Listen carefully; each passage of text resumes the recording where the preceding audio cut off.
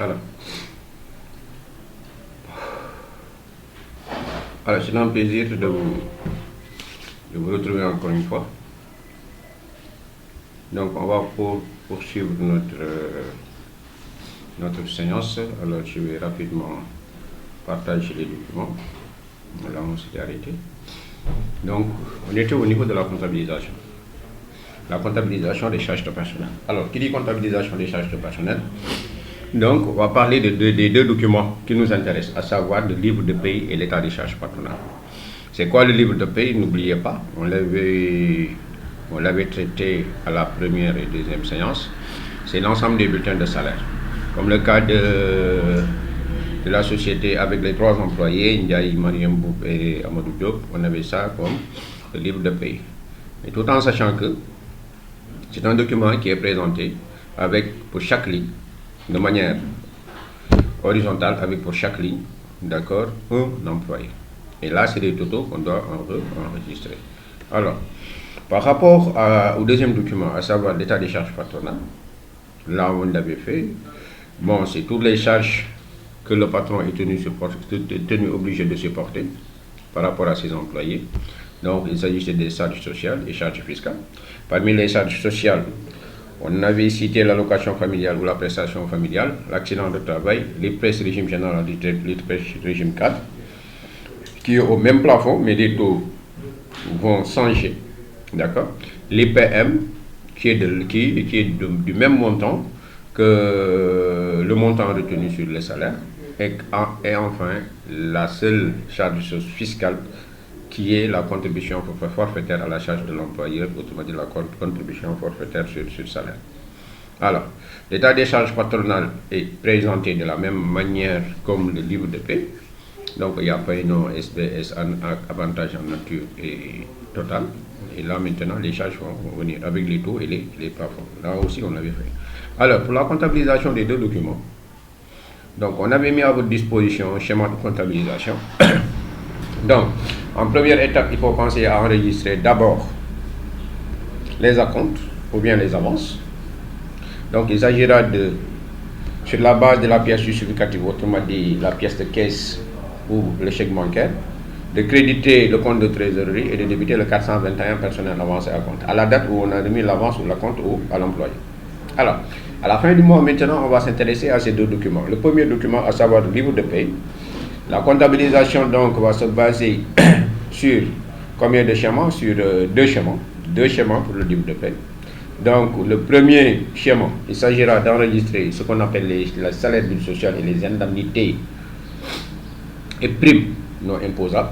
Donc, il s'agira à la date du 31, autrement dit à la fin du mois, ou bien avant la fin du mois, la préparation des salaires peut se faire à la date du 25, 27, 28, ça dépend. Ça dépend de la procédure au niveau de l'entité. Alors, il s'agira de débiter donc à cette date précise le 661, rémunération directe versée au personnel national, autrement dit tous les Sénégalais, l'ensemble de leur salaire brut social. Alors, le 662, au cas où par exemple il y a du personnel non sénégalais, autrement dit des Congolais, d'accord, des Ivoiriens. Donc, il s'agira donc de regrouper tout le salaire brut social à imputer au compte 662. Alors, le 663 maintenant, c'est l'ensemble des indemnités forfaitaires qu'on est tenu obligé donc de verser aux employés, à savoir les primes et indemnités non imposables qui se retrouvent au niveau du bulletin de salaire après le salaire net, autrement dit avant le net à percevoir. Alors, le 422 sera crédité du montant total des trois rubriques, à savoir le salaire brut social des Sénégalais, le salaire brut social des non-Sénégalais et les primes et indemnités non imposables. Après avoir donc passé une telle écriture, on passe à l'étape suivante. Donc là, nous avons constaté la dette globale au niveau du compte 422. D'accord? Et là, maintenant, il faut penser à comptabiliser toutes les retenues qu'on doit faire quand même sur le salaire des employés. Il s'agira donc, à cette même date, donc on va mettre dito, de débiter le 422, personnel de rémunération due, qu'on avait au crédit à la première écriture, de créditer le 421, personnel avancé à compte, montant total des avances à compte, c'est les totaux du livre de paie qu'on comptabilise, de créditer le 423, personnel opposition est saisi pour l'ensemble des oppositions, est saisi arrêt fait sur les salaires.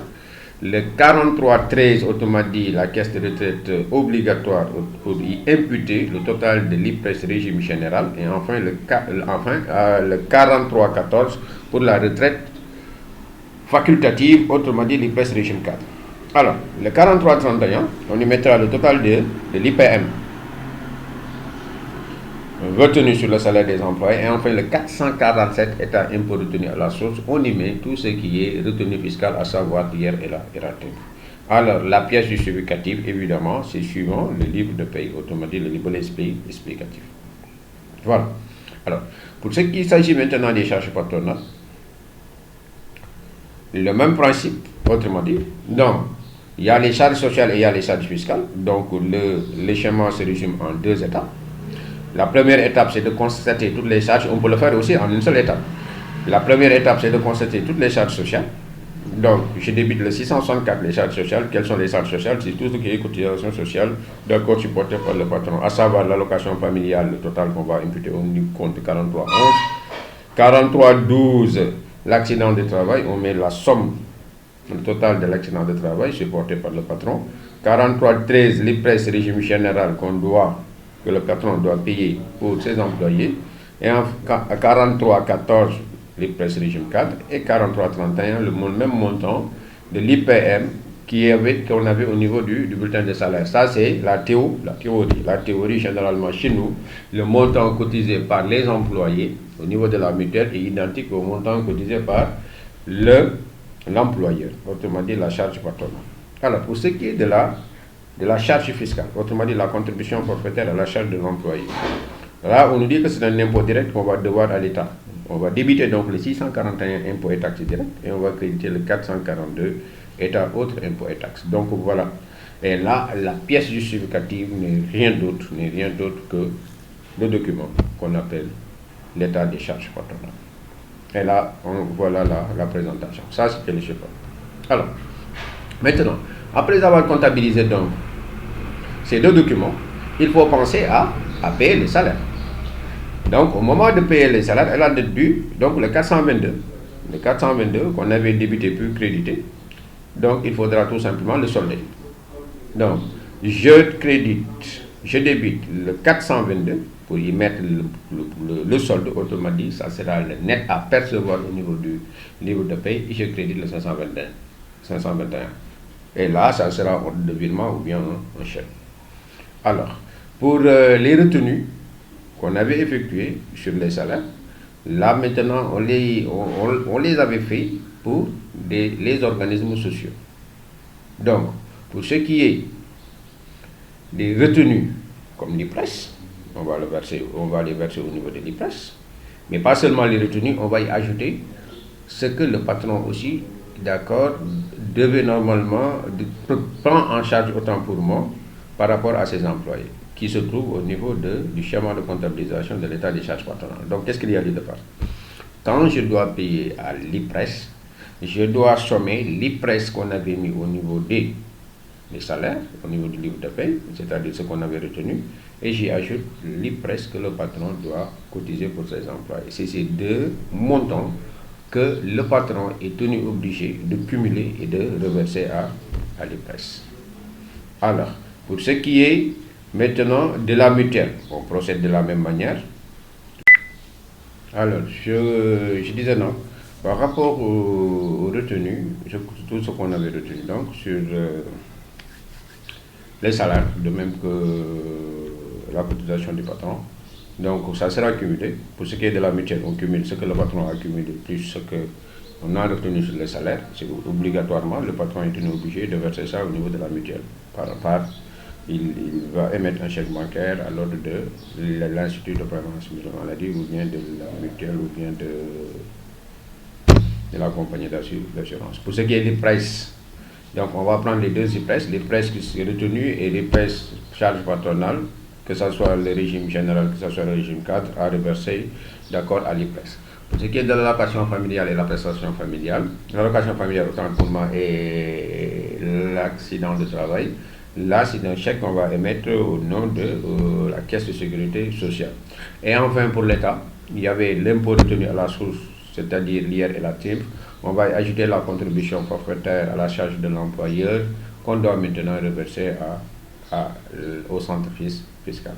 Donc voilà en gros pour ce qui est de la comptabilisation. Donc prochainement, donc vous êtes tenu obligé donc au moins de préparer le cas de, autrement dit, la société GEFCOM avec deux employés. Donc c'est le même principe. Il s'agira ici de présenter les bulletins de salaire rapidement, d'établir le livre de paye, de présenter l'état des charges patronales. Et là, on vous a bien précisé pour le taux d'accident de travail qui leur sont appliqués est de 1%. Puis de passer toutes les écritures relatives, d'accord, à ces deux documents, mais aussi aux différents règlements autant pour moi. Alors, vous avez le tableau de cotisation sociale avec les taux et les plafonds.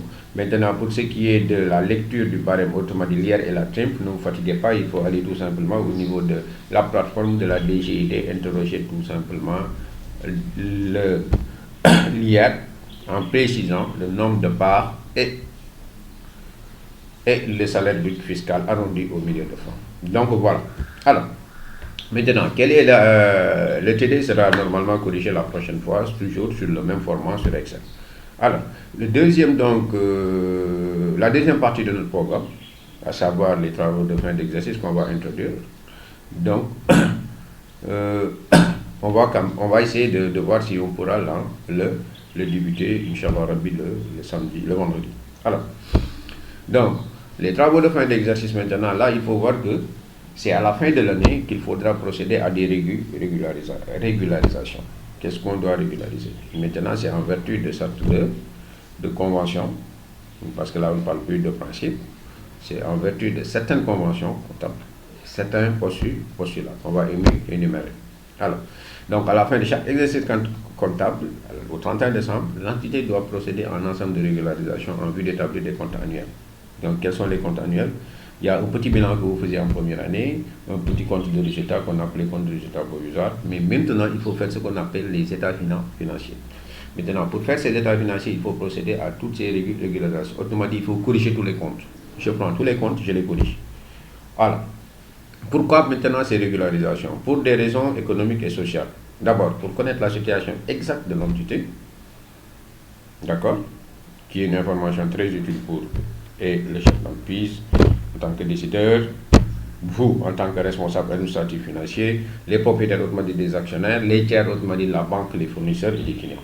Alors, pour avoir aussi le résultat le plus proche possible de la réalité, là, c'est pourquoi nous faisons, d'accord, tout simplement ces régularisations. Parce qu'il faut corriger les comptes, corriger, revoir les biens, les dettes. Est-ce qu'on n'a pas perdu quand même certaines choses au niveau du stock, etc., etc. Est-ce qu'il n'y a pas des clients qui ont disparu? D'accord, le bien qu'on avait acheté, est-ce qu'il a toujours la même valeur? Tout ça, c'est des régularisations à faire. Autrement dit, des retraitements, si vous voulez. Alors, pour connaître aussi, pourquoi ces régularisations? Pour connaître l'ensemble des recettes et l'ensemble des dépenses, les charges et les produits, qui nous permettent de donner le résultat le plus proche de la réalité. Alors, deuxième raison, c'est la loi qui nous l'impose. À l'article 9 du Code du commerce, il est dit tout commerçant doit procéder à des régularisations au moins une fois l'année. Et le Code général des impôts impose une représentation de la déclaration fiscale annuelle accompagnée du document de travaux de synthèse. Actuellement, vous allez voir que vous allez demander à M. Wad, il est toujours derrière les états financiers parce qu'on doit les déposer actuellement à cette période Covid exceptionnellement. Mais généralement, au Sénégal, la date butoir, c'est le 30 avril. Alors, on l'a prolongé de 2 mois. Alors, maintenant, quelles sont les régularisations?